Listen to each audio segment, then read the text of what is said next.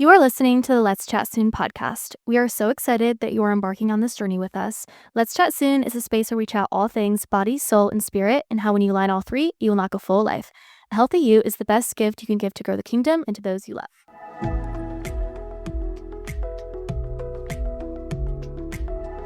What's the worst thing someone said to you at the Thanksgiving dinner table before? Do you have a boyfriend? When are you getting married? When are you and Billy Bob gonna start popping them out? Billy Bob is crazy. Were you from the South? No, not at all. I don't know why I just pulled that out of my back pocket. Definitely from the Midwest, so no, a little more ghetto than that, but Wild conversation topics. or this is my favorite one. You're a small girl for that amount of food. My favorite I've gotten. We should send the boys here to bulk with you. Oh, no, that is feral. That's awful. Come on. Oh man, yeah. There are some things that are said around the Thanksgiving or Christmas table that should simply never be said. Grandma needs to be a little more self-aware. We love her, but What are you doing this year when your great uncle asks you, why haven't you popped in any babies yet? when I was your age, why am I going with the country accent?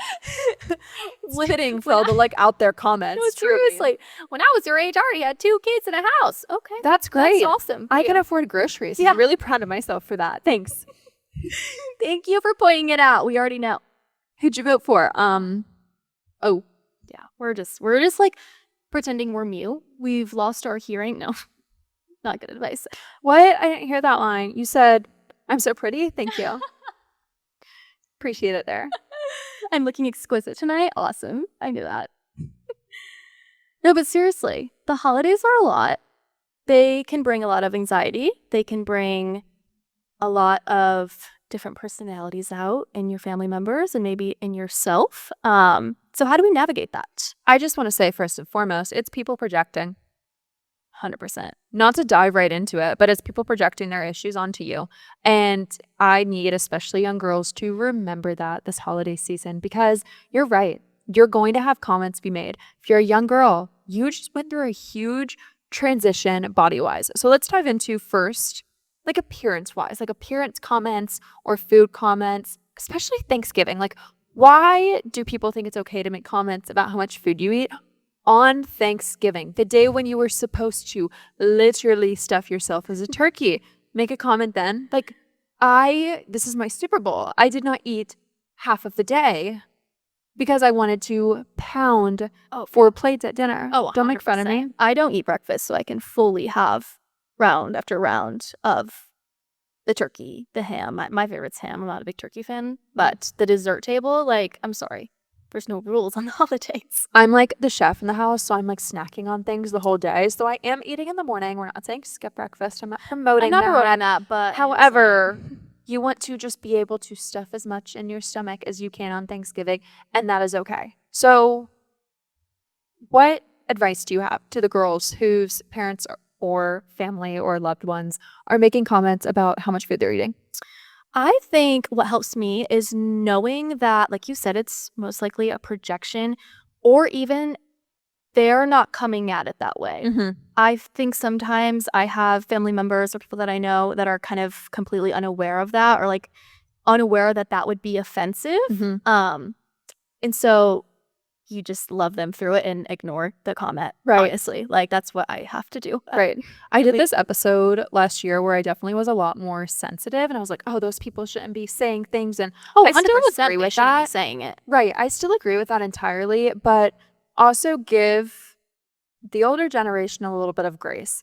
They might have had the same issues, similar issues, but I don't think it was as voiced and as normalized to have eating disorders, whereas a lot of girls in our generation, unfortunately, have dealt with eating disorders. So your family and your loved ones is not saying it necessarily knowing that you came from a place of having an eating disorder when you were 18, 19 years old. 100%. They probably have no idea. They're just trying to make a dad joke or be funny. Right. Most likely, unless you have these, I don't know your family, but coming from experience, it's mostly out of a place of love and joking around. It's not of a place of they're trying to hurt you or they're trying to talk negatively about you or to your face. Right. Absolutely. I think it's a lot of things that we put on ourselves too. I know I personally did that. I put on a decent amount of weight, and when I came back, I was still kind of trying to figure out if I was okay in that certain weight. I knew I was, but I didn't necessarily want people to notice. And I was the girl who always got the compliment growing up of like, oh, you're so skinny. And then all of a sudden I stopped getting those compliments. And I was like, whoa, wait, like everyone thinks I'm fat. That is not necessarily the case. Or people would make comments about how much food I would eat. I'm like, well, I walked 10 miles today. Of course I'm eating a lot of food. This is not in the Thanksgiving situation. I walk 0 on Thanksgiving unless I'm like walking to stretch out my legs afterwards from pounding so much food. Maybe but like Black Friday shopping at night. exactly, shopping through the malls, my walk of the day. And it just is really hard in that transition period. And I think if you are someone who's going through that transition state in life, have conversations with your loved ones, or at least have conversations with one person who's going to be at the dinner table. I know I had that conversation with my mom after I'd kind of battled through it and I was getting offended by certain comments I was hearing by family and friends. And I had that conversation with her, and it just helped to know someone at the table was rolling their eyes when someone else was making the comment about my weight, you know? 100%. You can kind of look over across the table and be like, okay, brush it off. Right. And then it makes it more of a joke of like, okay, here we go again. This man's thinking he knows everything. Yeah. You do not have to eventually bear a child. You do not need birthing hips. Thank you very much. Uncle Joe just will never stop with the comments. No, they literally never do. And I hate to say you can't take it personal, but you can't take it personal because, again, you've got to have enough self-confidence, and we'll do a whole nother episode eventually on self-confidence, but find ways to build that self-confidence and walk into the situation. If this is something that happens every year, knowing that this is probably going to happen, and if you need some reassurance from people in your life, maybe it's not family.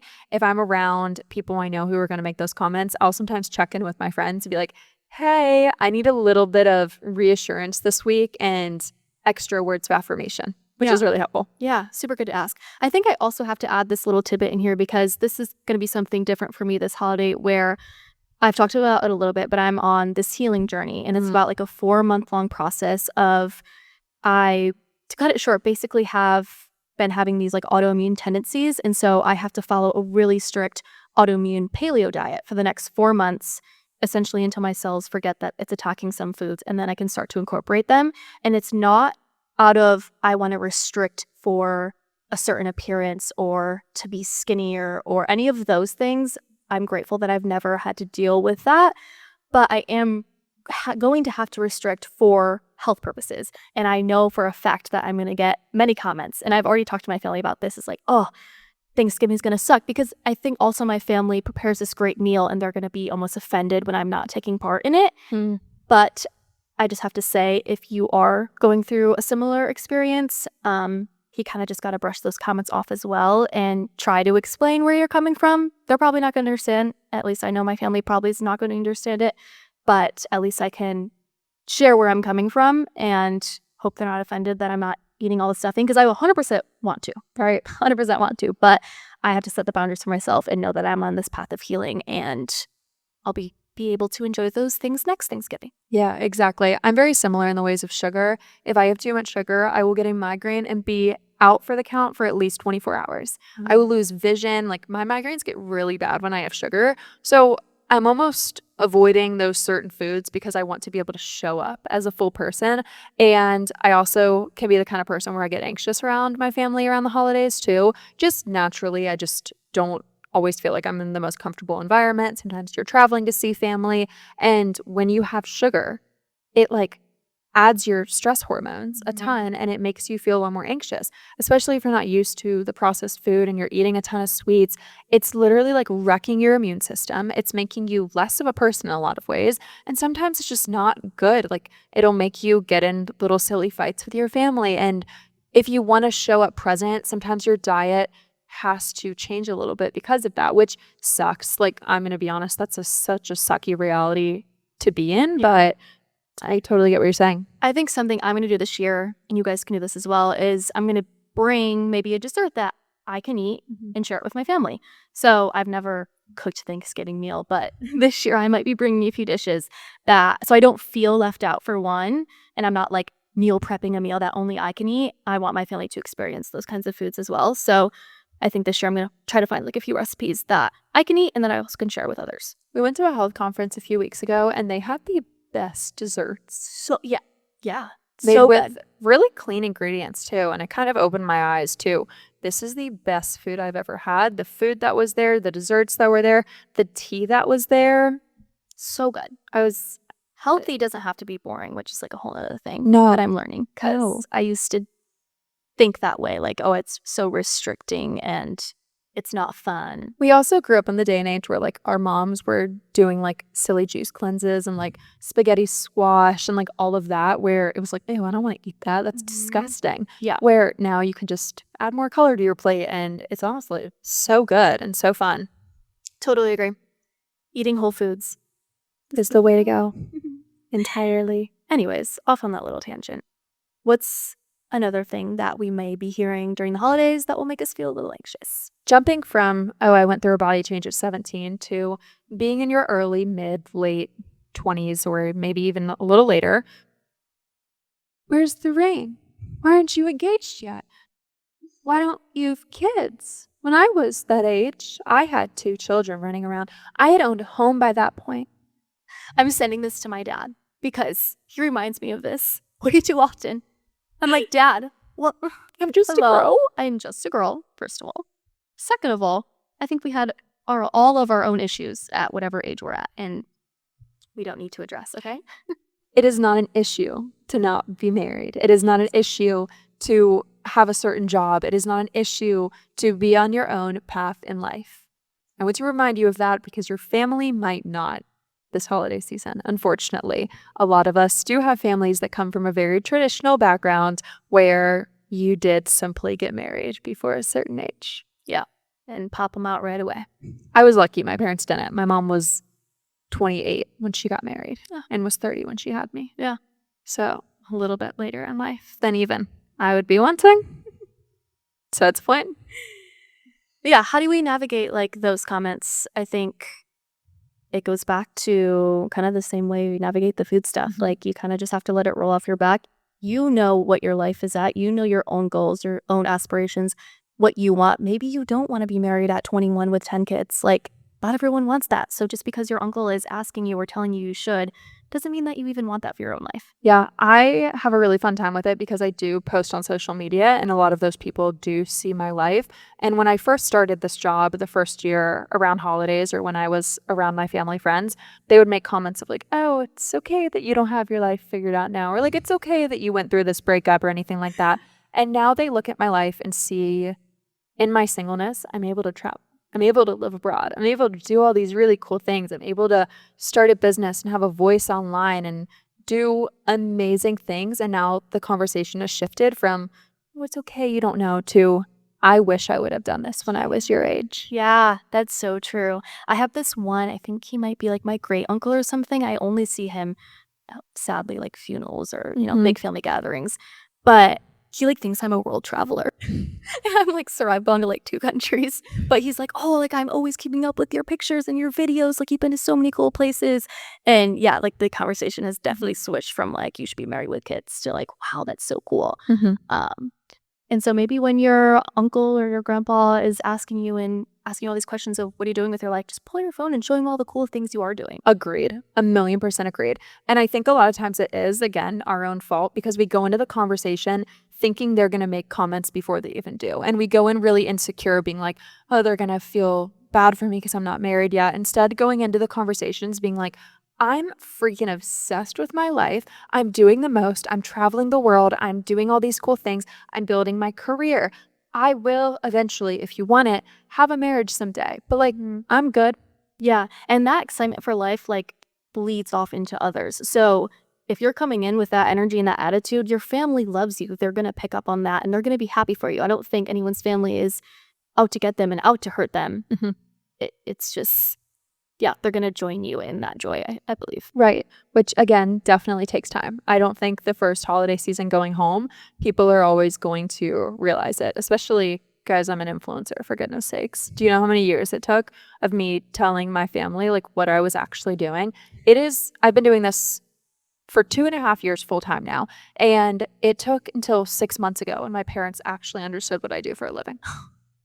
How's that little video going for How's you? that blog you're running? I haven't used I hardly use my website.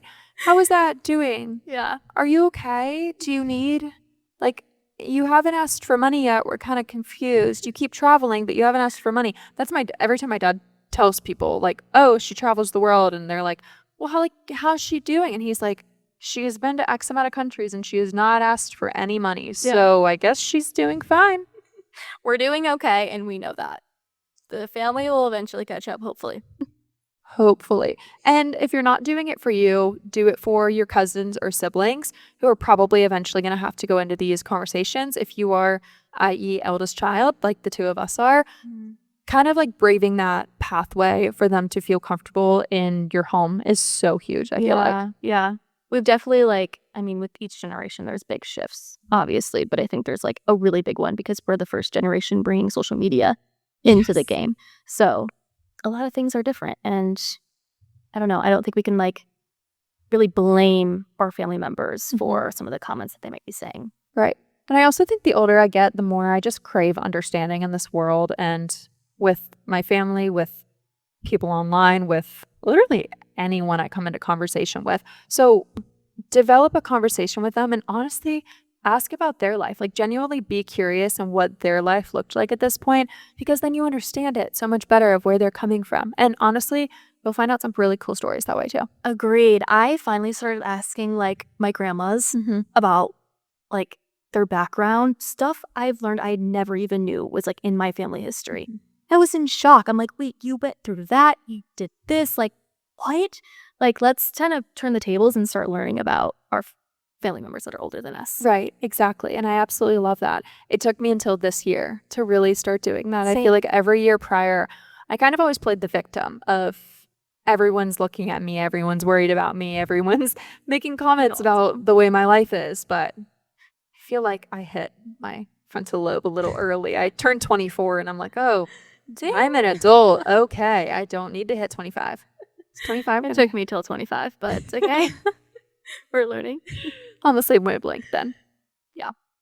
The last point being elections and political everything. This is such an interesting conversation around the dinner table. I do vote the same way as my parents, but for a minute, I was like 18 years old and my parents were so heavily one way, and I did not fully know yet what I thought. I was 18 years old and I just did not want to hear like a polar view at all. I just wanted to formulate my own opinion. So I would just like shut down the conversation, even though at the time I agreed with every single thing that my parents were saying. I still did not want the conversation to be the conversation around the dinner table. Yeah. But it's most likely 100% going to be brought up. At least in my family, I know it is. And I know for some sides of my family, I view things differently than them. And so we talked about this in our last episode that came out on election day. But I think the biggest thing we can do is go into this with just love for our family and for their viewpoints, and maybe have a conversation and try to understand where they're coming from. Like we said before, ask questions. Yeah, why do you think that way?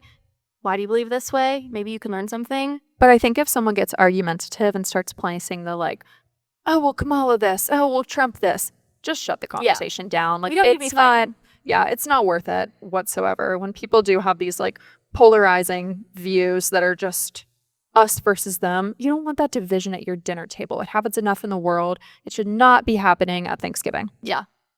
Change the topic.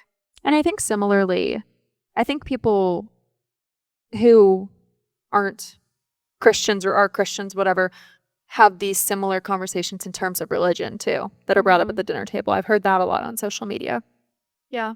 How do you respond to that? I actually have no idea.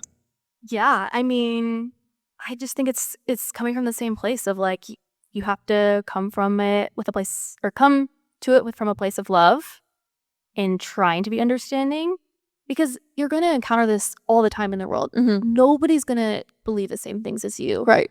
You're always going to run into people that have different viewpoints and different stories and different struggles. And as much as I need to hear this as I'm saying it, like, try to come from a place of love and understanding, and that's all you can really do. I mean, I think it's hard if I'm speaking to someone who is not a Christian, because obviously I only know how to speak as the worldview that I come from. But I think for me personally, I've gotten comments where it's, oh, I can't believe you're doing that with your life. Oh, I can't believe you did this. Like, you really made that decision.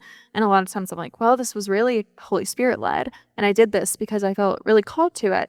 And people don't understand that sentence if they don't know the Lord. They just think you're crazy. yeah. Crazy. Woo-woo. Literally so woo-woo. Oh gosh, that in the health space too. That's gonna be a conversation at the dinner table. Oh, you're crazy. You drink raw milk. I was waiting for that one.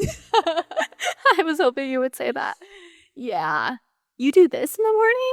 You tape your mouth shut at night? Why? Like, all the questions like, why? It's like, oh, we've talked about this before, but until somebody has to go through it themselves or see somebody go through it themselves, I feel like you really, truly can't understand. And so, I don't know. I hate to say like, oh, wait for the day, because I hope none of my loved ones ever have to go through a major health problem or see someone they love go through a major health problem. But I don't really understand like any other way you can fully grasp why we do the things we do. Yeah, but I think sharing your individual story in terms of health and in terms of faith especially, the only thing we are really called to do as Christians is to share our testimony, to bear testimony to other people, and especially to loved ones. Giving the runaround of this is the gospel, like, yes, the gospel is living and moving, but sharing your own testimony is huge. And I feel like that is going to really open the floor for conversation. And again, it shouldn't be like the driving force, I think, of conversation dinner, because sometimes religion is a touchy subject, but being able to share your faith and just plant that seed a little bit. Yeah. And I think going into the mindset of like, you're not going to change anyone's mind sitting at the dinner table. All you can do is like give little tidbits of planting seeds. I don't think we need to go in like fully trying to get Uncle Bob to change his whole life around right then and there. You're not performing baptisms at Thanksgiving. I mean, maybe. That'd be kind of cool. If it leads to that, keep on going. If you guys do a baptism at Thanksgiving, please tag us below. That would be fantastic. We would love to see it. Highly encourage it. Best of luck to you. Yeah. Fully, truly.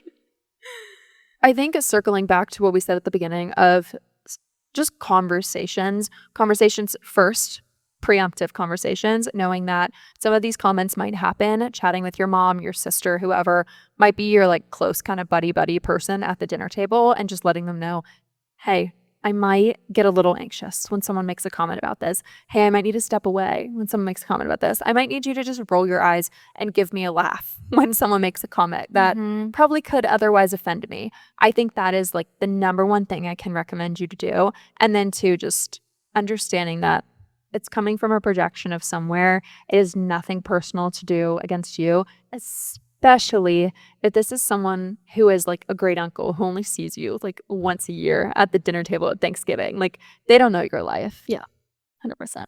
They cannot, they have no room to really speak into your life. Yeah, I think those are really good pieces of advice. And I really want to emphasize like the taking the breaks. If you need 5 minutes to go fix your makeup in the bathroom, close the door, have a little moment to yourself, take that, do that. Give yourself grace during this time. If you know that you're going to have the tendencies to feel anxious, know that going in and just work with yourself. Give yourself grace. Yeah, I think being in tune with your own body and how you're feeling is really important, especially around the holidays when there's lots of sugar, lots of food, lots of processed food, lots of alcohol too. Oh yeah, that's a whole nother aspect. Just be self-aware in this amount of time and give lots and lots of grace. Yeah, and lots of love.